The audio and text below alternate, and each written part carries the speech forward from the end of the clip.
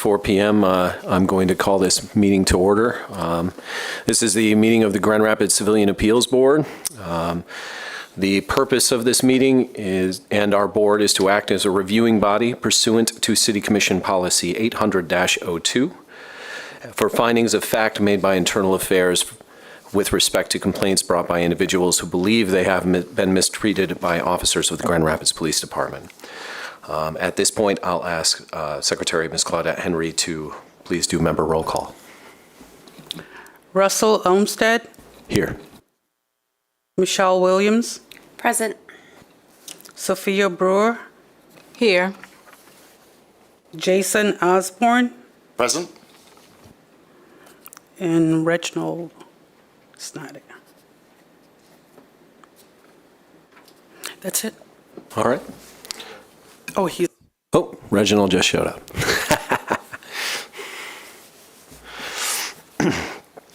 With that, we will move to approval of the minutes from our October meeting. Do we have a motion for approval? Before we get to that, I have a point of order. Oh, sure.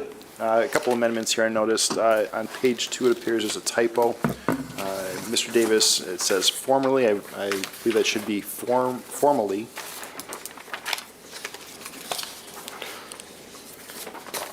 And then there's also a reference in that same paragraph at the end that a second person had joined the board but withdrew.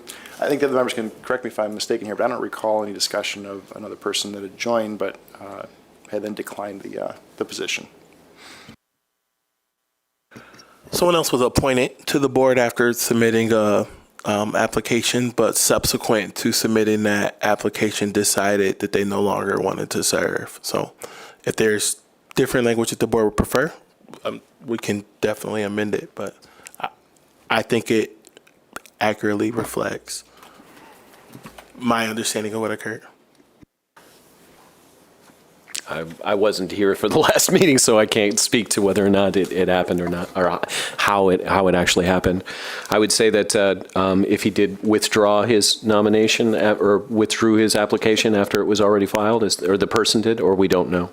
It was post-appointment. It was a post-appointment. The individual was appointed via the Committee of Appointments and subsequently sent a resignation.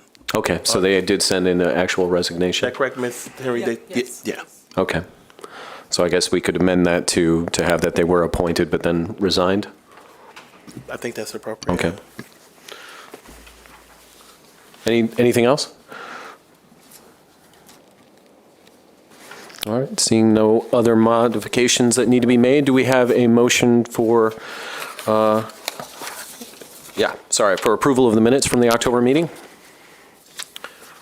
So moved. Second. Can we pass basically on just a voice vote? Those in favor, please say aye. Aye. Aye. Those opposed? Seeing none, it carries. That brings us next to the board liaison report.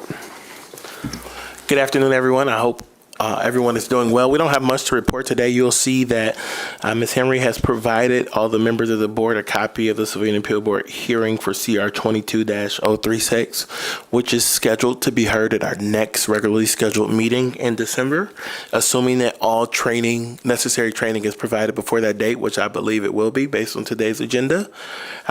Additionally,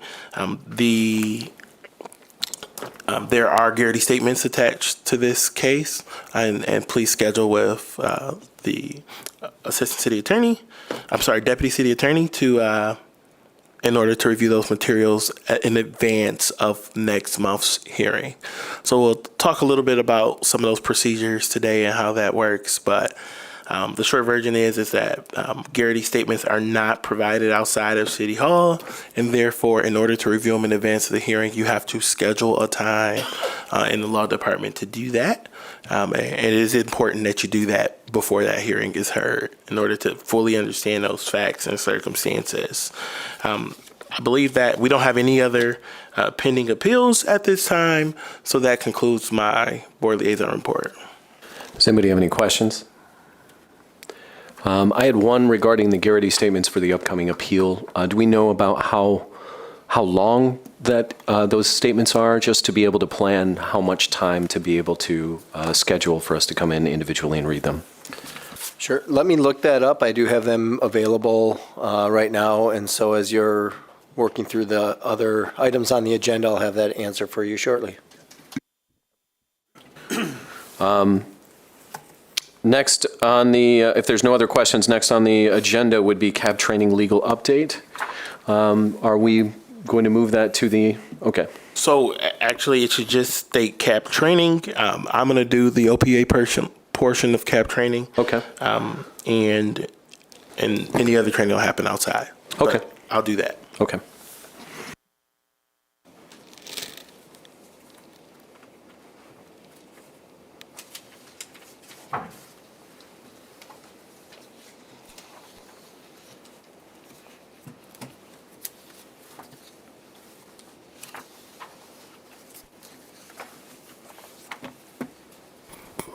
All right, good afternoon again. So at this point, I'll provide what we've called Civilian Oversight 101, and this training is designed for the Civilian Appeals Board, really to just walk you through what civilian oversight is and how that works.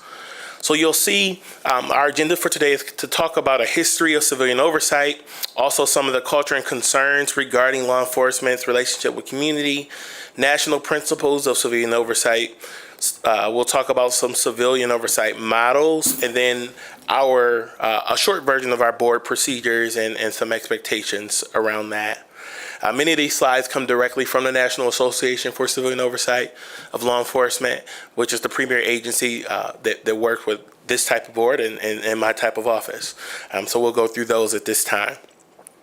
So in short, a history of oversight, and I know that Mr. Strom talked about some of this in his presentation, so I won't spend a lot of time on it, but you really start seeing civilian oversight of police really as far back as 1921, but it wasn't in the forms that we see now. Right, so there were much less formal types of civilian oversight, but really around 1991 with the Rodney King case, you saw heightened attention brought to questions around civilian oversight of law enforcement. In 93, the International Civilian Oversight Association was founded, and then NACO, the National Association for Civilian Oversight of Law Enforcement, was founded in 95. By 1997, there were more than 75% of the nation's largest cities had civilian oversight of some sort, right? And it looked different every place. And then in 2020, with the deaths of George Floyd and Breonna Taylor and many other renewed public outcries for police oversight, reform, and accountability, we saw a resurgence of the necessity or interest in these types of organizations. And I know the majority of you have also seen this slide before, so I don't want to belabor your time. But in 1996, there was a police review committee formed here in Grand Rapids, and CAB evolved from that committee. And then in 2000, the city's public safety committee was formed, and in 2003, some revisions were made to the CAB process. And that was really July of 2003. And we saw other things happen throughout the city of Grand Rapids, because Grand Rapids has always been a place that has been a forerunner as it related to public safety. Now, we've always had a community that pushed us to be a forerunner as it relates to public safety and its changes. But Grand Rapids has been a leader as it relates to other places around the state. One example of that is the creation of the Office of Oversight and Public Accountability. There is not a similarly situated office in the state, which is great for Grand Rapids in that we're the first to try to do something that's really important. It also brings with it its difficulties because we're the first to try to do something really important. But we continue to work through some of those spaces. The office was officially launched in 2020. In 2022, the death of Patrick Lyoya renewed community concern for civilian oversight. So the next slide really talks about the history, culture, and concerns regarding law enforcement relationships with community. And the truth is just that racism has been a systematic feature of American society and its institutions. And since the nation's inceptions, it's been embedded in the way our nation operates. And that includes law enforcement, and it's not limited to law enforcement.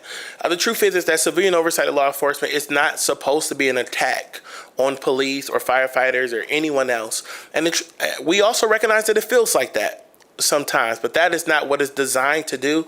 It's designed to look at really those systemic issues that exist across our nation. And we just happen to look at it from the lens of looking at law enforcement or looking at public safety issues. But these systemic issues are not limited to law enforcement. In fact, if you look at just about any system across our nation, you'll be able to find it.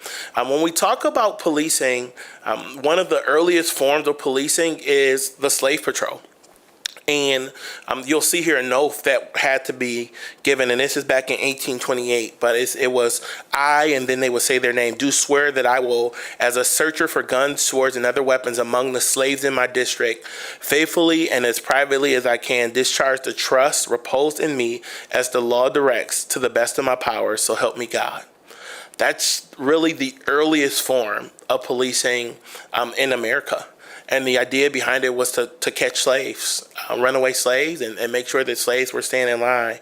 And then there were power dynamics because of the way our country was created, where those who served in law enforcement capacities were almost always white. And then there was that natural power dynamic that existed between that, where white was right and black was wrong, right? So we know that all of those things, that systemic racism is embedded in the culture of how our nation has operated, and therefore also in the way our public safety systems have operated. I'm grateful that in Grand Rapids, we call things out, and that we have done a lot of work to try to make change in these spaces, but there's still work for us to continue to do as a community, and that's what we work toward. So here's a little bit more about the history. And one of the recurring concerns that we've heard throughout the nation is that officers enforce laws that were created within a systemically racist system. And then there are those who believe that the outcome of all of that enforcement is racist, right? And that puts us like in a cycle where it's like the system was racist, and therefore even if you're enforcing it in a non-racist way, there are racist elements embedded in that. And that's tough. That's a tough cross for officers to bear, but it's also a tough space for individuals, especially people of color, to work through. So this is really the history of culture and concerns that exist in some relationships with community. Whenever I talk about this, I always make sure to point out that the word community traditionally was used to talk about BIPOC individuals, so Black and Indigenous people of color. And quite honestly, before community was a popular term, it was a negative word used to describe BIPOC individuals. And so for the purposes, and now we don't use community in the same way all the time. And I want to make sure that you understand, for the purpose of this presentation, this word should not be read to reflect the views of all Grand Rapidians. Not every Grand Rapidian feels that these issues exist in interactions with law enforcement. But when we say community, and when these sources say community, they're referring to those BIPOC communities. And some sourcing is here as well to explain where some of that information came from. So I'm sure that most of you have probably seen this slide. And there's a lot of information here, but it's a pretty good one. So what are the purposes of civilian oversight? Well, it's designed to protect civil rights.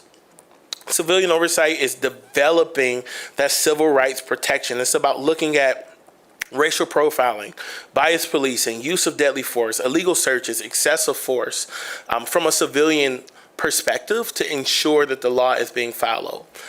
But with that, it also supports effective policing. And this is something I try to convey often. I think it's an important factor for people to understand. When there's trust and when community can trust the actions of law enforcement, that supports effective policing. So the work that this board does is important. Whether the board is agreeing with the decision of the police department or disagreeing with the decision of the police department, it's important work because it helps community to understand that there are those checks and balances. And I'd say when this board agrees with police, it really goes a long way, right? The board should be independent and make its decisions independently. But when the board does agree, it helps community to understand that there are spaces where there can be spaces to build trust. And I think that's a very important thing for us to remember. But it also ensures greater accountability. And at the end of the day, we want to hold our public servants accountable. We want to make sure that our public servants are operating in the way, first of all, based off of the law, but also based off of the policies that govern them. And that's one of the things that civilian oversight does. It helps build bridges between police and community. Again, we talked about a little bit of that with supporting effective policing. It helps manage risk, because the truth is that there's a lot of cost that goes into when a city official makes a mistake, whether that's a police officer or anyone else. And the last part is it increases confidence in the police. And I think that our communities are served well when we have systems in place that work well, that are effective, and therefore the community can trust that. Now, you'll never hear me say that you should just blindly trust any system. I'm not that type of advocate, but I do believe that when people prove to you that you can trust them, or organizations prove to you that you can trust them, that's something that you can build upon. And I think the civilian oversight helps to build that within police departments. So when we talk about the 13 core elements of effective civilian oversight, they're listed here. This is from the National Association for Civilian Oversight of Law Enforcement. That includes independence, meaning that civilian oversight agencies or boards such as yourselves need to be independent. Decisions should not be made based on political reasons. Decisions should be made based off of the facts and circumstances and law that's presented to you. Additionally, there needs to be clearly defined and adequate jurisdictional authority, meaning what do we do? How do we do this? What is our grant of authority to accomplish that? When you go through this begins to talk more about specific oversight agencies like OPA. But those recommendations are unfettered access to records and facilities, access to law enforcement executives and internal affairs staff, the full cooperation of everyone involved in the process, sustained stakeholder support, adequate funding and operational resources, public reporting and transparency, as well as policy and patterns and practice analysis. Additionally, it should include community outreach, community involvement, and then the appropriate levels of confidentiality, anonymity, and protection from retaliation. Procedural justice and legitimacy is an important part. And that's something that I want to pause with as we talk about this board. It's important that the individuals, both officers and complainants or appellants in this instance, have the ability or feel that there is procedural justice and legitimacy in the process. That's why when we talk about the rules that govern CAB and talk about the way the CAB has to make decisions and what CAB is limited to doing and what CAB is not limited to doing, that's why it's so important that this board follows those rules and regulations and then fights to change it if it thinks it needs to be changed. But for the extent while we're doing it, that we follow those rules and regulations, because there has to be procedural justice and legitimacy in order for us to move forward in a way that's productive. So this next part really talks about structures of civilian oversight, and there's a wide range of types of civilian oversight. There's really 4 major spaces. There's a review-focused model, and that's really like a closed case. It's similar to what CAB is, right? CAB is most similar to a review-focused model. That's when there is a closed case that is then brought before either a body or an individual to look at. There's monitoring, auditing, there's investigation models, and then there's hybrid models, which is a combination of some of those types. And we'll go through these in a little more detail. So when we talk about review-focused models, it really ensures the community has the ability to give input in that complaint investigation process. And that's the role that you all play as members of CAB. The community reviews those investigations, and that may help to increase public trust in the process. An individual or board or commission can be authorized to do that. Obviously, in our case, we have a board that is authorized to review those closed cases. So this is general. You will see that every city does it a little different. There's no one form of civilian oversight that works for every place. So there's always going to be some differences, but a lot of review models receive complaints from civilians in a similar way that CAB receives appeals, right? And then staff or the board reviews those closed investigations and provides feedback. One thing that makes CAB unique, the CAB has the ability to overturn the decisions of internal affairs. And I stress that every time I talk about CAB to somebody. That is a unique authority that you do not see often across the country. So that really speaks to the trust that our community, our elected leaders have placed in this board. And it also speaks to the level of responsibility that is attached to the work that is done by this board. Another type of model is an investigation-focused model, and its name really explains what it's talking about, right?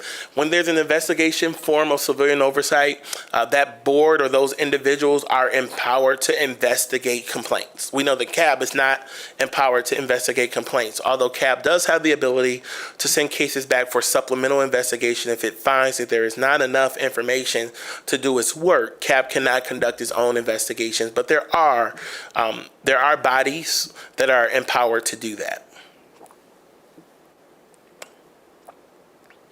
And when we talk about being empowered to do that, that includes conducting interviews, gathering evidence, preparing investigative reports, and things of that nature. You'll see that more commonly in offices like mine, like offices of oversight and public accountability across the country. You don't see that very often with review boards, and I'm not aware of another appellate board that has authority like that. The auditor-monitor model is basically a middle ground between a review board and an investigative body. So and you'll see that the first bullet says it really emerged as a result of political compromise between kind of two different parties, community activists and law enforcement agencies. And generally, there's more robust reporting than other types of agencies, and it helps to promote long-term systemic change. One of the things about auditor-monitor models is it doesn't always have the best impact on individual cases, but it tends to have a good systemic impact. But they can be involved, auditors and monitors can be involved in investigations, reviewing a wide range of law enforcement complaints, doing complaint intake and complaint classification, and making recommendations regarding all aspects of a law enforcement agency. So then there's the hybrid model. When I talk about the hybrid model, I usually call it like the gold star model, right? It's when you take the best parts of each of those sections and you pull them together to create what works best for the community that you're in based on the structures that already exist. It may be like modifications to something that we already have, but it's really designed to address the needs or specific calls and complaints that you may have heard in community to make sure you are responding appropriately to community concern, right? So that really takes us through the different types of models. That takes us through the different types of civilian oversight models. So again, there's the review model, there's the auditor monitor model, and then there is the investigative model. And again, CAB is a review board, but it's at the appellate level. And we'll talk a little bit about the difference between that and traditional review boards. So the work of the Civilian Appeals Board is governed by City Commission Policy 800-02. And the purpose of this board was to encourage compliance with rules and regulations concerning the conduct of police officers during interactions with citizens.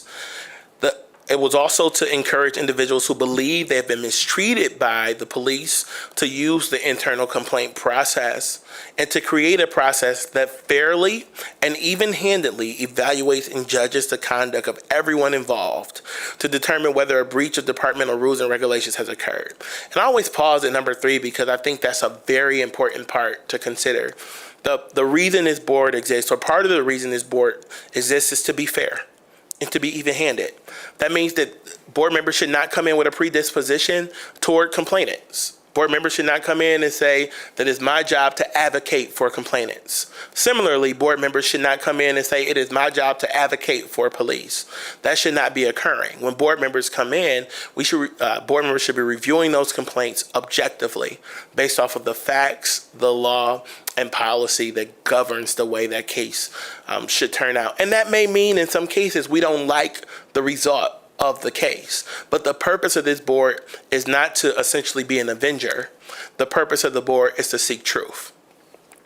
Number 4 is to afford the community a sense of confidence that community itself is involved in the necessary parts of reviewing the activities of its officers. Because at the end of the day, all of us, all city employees, police officers, and otherwise are public servants, and we work for community.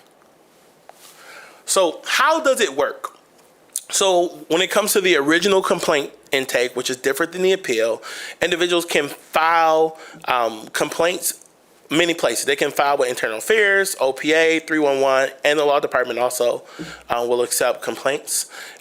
Those complaints will then be referred to Internal Affairs for investigation. And we heard from Internal Affairs already, so I won't spend too much time talking through all of their processes. But they review those processes. They come up with a CDR report containing a summary of the facts, and they look to determine if there's been a violation of GRPD's rules or regulations. And then the police chief will ultimately approve that CDR, and the city attorney, labor relations, and city manager will all have opportunity to review those as well. If in most cases, or some cases, depending on the type of case, the CDR is then mailed to the complainant.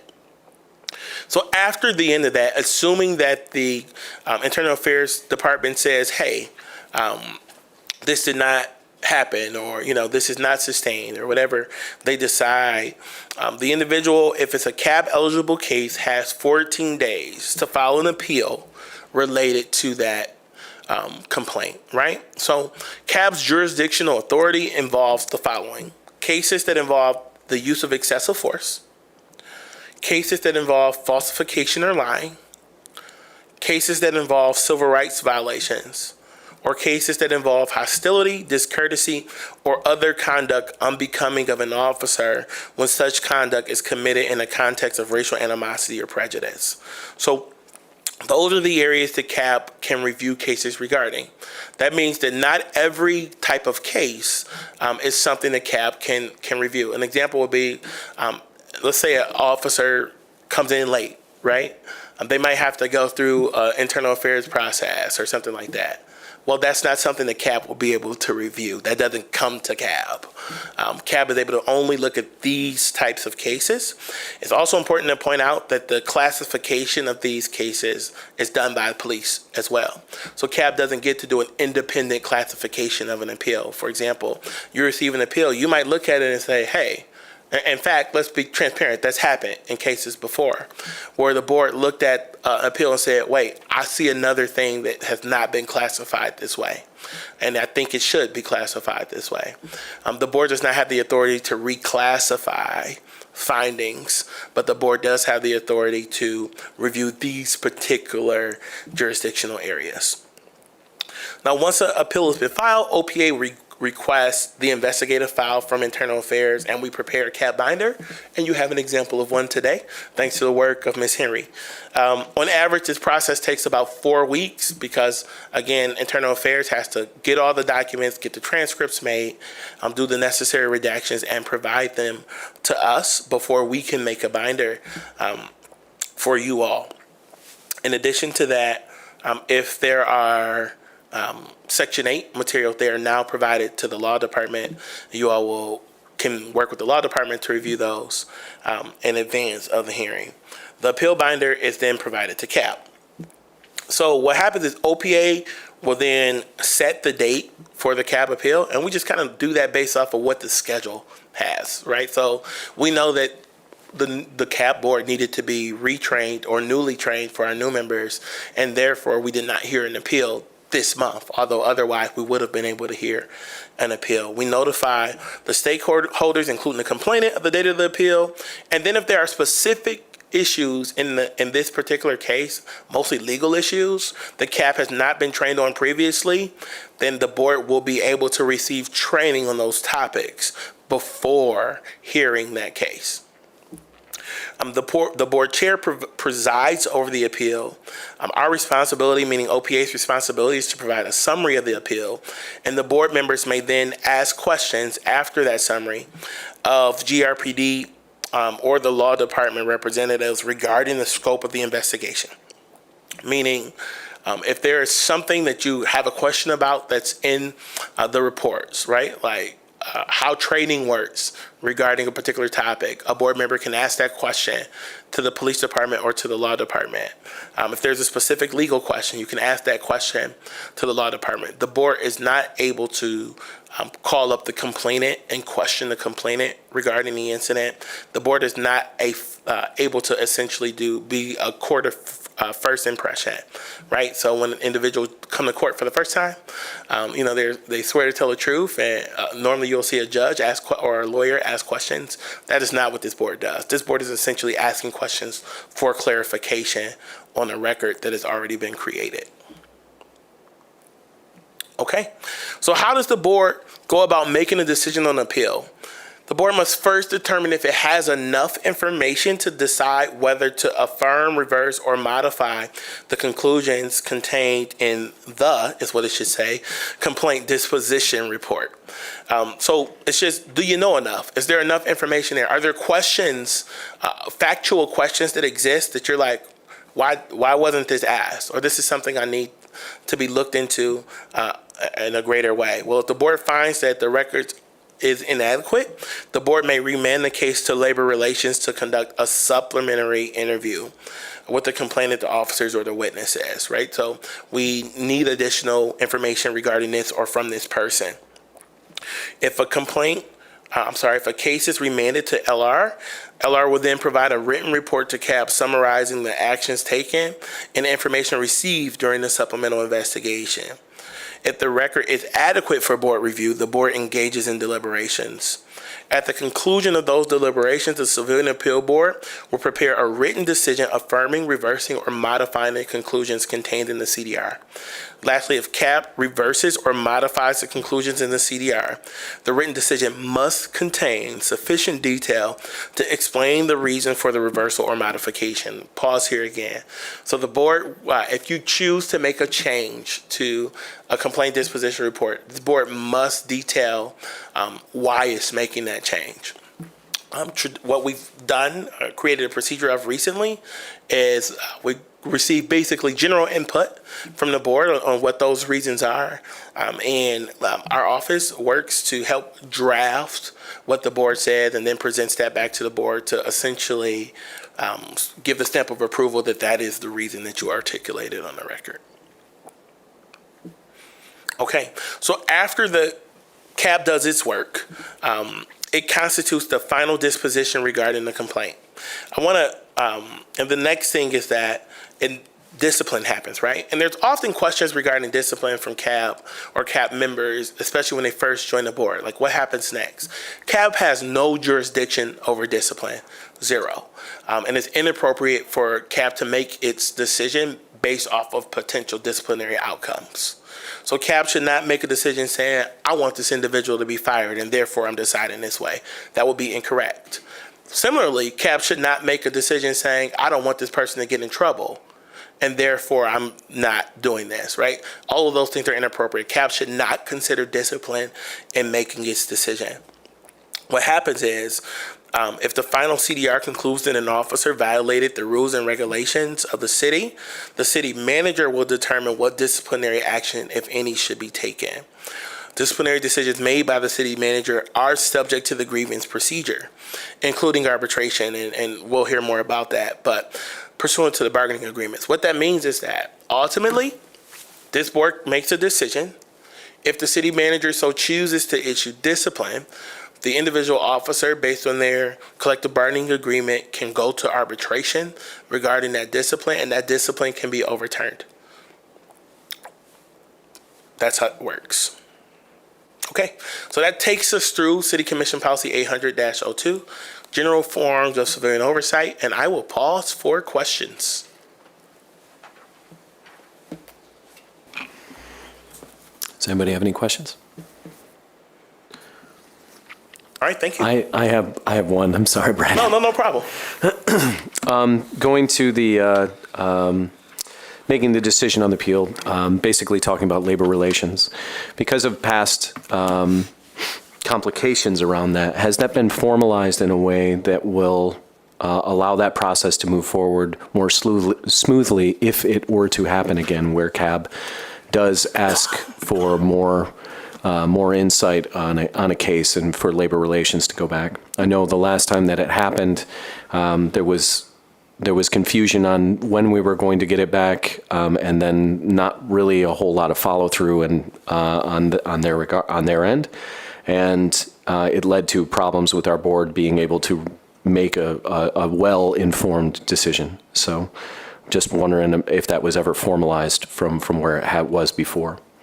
I don't really know what formalized means in this context. I mean, I can say that the Labor Relations Department obviously was aware of the board's concerns. The board included it in its report, and it was discussed very publicly and also among city staff. So there's a clear understanding of that. But the way that Labor Relations conducts its investigation is up to Labor Relations. This board doesn't. Oh, I understand that. Yeah. I just meant, I guess by formalized, I meant basically what you were talking about. Was it made clear that to try to not repeat those same types of issues? Yes. Okay. All right. Thank you. Thank you. Any other questions or thoughts? Okay, thank you.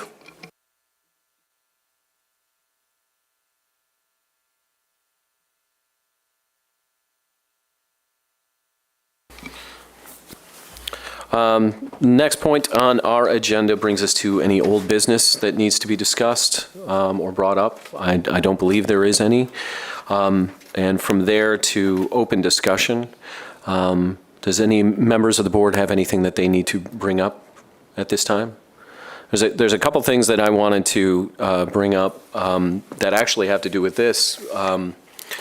The presentation that you just made, Brandon, is excellent. Like I love not just the history of it, but being able to give context to anybody who is viewing this about the mission of what CAB does, what it doesn't do, the appellate process, the complaint process, all of that. I think it's so useful, and it's one of the things that I think we as a board. It's not necessarily in a portion of it is as far as our making sure that we are acting on behalf of the community, but we don't necessarily do a very good job in engagement with the community and making sure that they understand what we are and how we do. There are just some ideas that I had for it that I wanted to bring to the other board members' attention that I'll be emailing out to you and that we can email out to the other group from there. Just around ideas about how we can do that better for the community so that they have a better idea of what we do, why it's important, so that they understand the process and might not be intimidated by using the process or might be able to form better trust in the process and our role in that. So I'll be sending that out. It's ideas around that as well as like board membership. And on that, I would like to know like, if there's any sort of updates that you have around filling out CAB and board membership, one, and then two, also any updates around the reimagining process around CAB. I don't have updates regarding either at this point. I know that the Committee on Appointments is working diligently to fill vacancies on every board, and they've been stressing their intent to do that. If you know people who would be interested in serving on the Civilian Appeals Board and meet the qualifications, meaning that they are residents of the city of Grand Rapids, please encourage them to fill out a PIF. That would be helpful, but I am aware of the fact that they're working to fill every board in a very intentional way. As evidenced by the recent appointment of 2 individuals, so that's which is promising. As it relates to the reimagining of CAB, there is not much to update at this point. I believe we had Moran Kaval come in and just talk about his role. His role will in our office, which will include doing some of that work. As you all may be aware of, the city has made it very public that we are involved in collective bargaining at this time, which obviously impacts some of those things. So I think future updates can be provided after that process. Thank you. Anything else that anybody needs? Yeah. I also wanted to just remind board members that as the numbers fluctuate on CAB kind of weekly or monthly, we have to be aware of quorum, and that quorum would change. Sometimes quorum is just 3 of us, and sometimes it might even just be 2 of us. So I mean, we need to be aware of quorum when we're meeting and talking outside of these meetings. Great point. Anything else?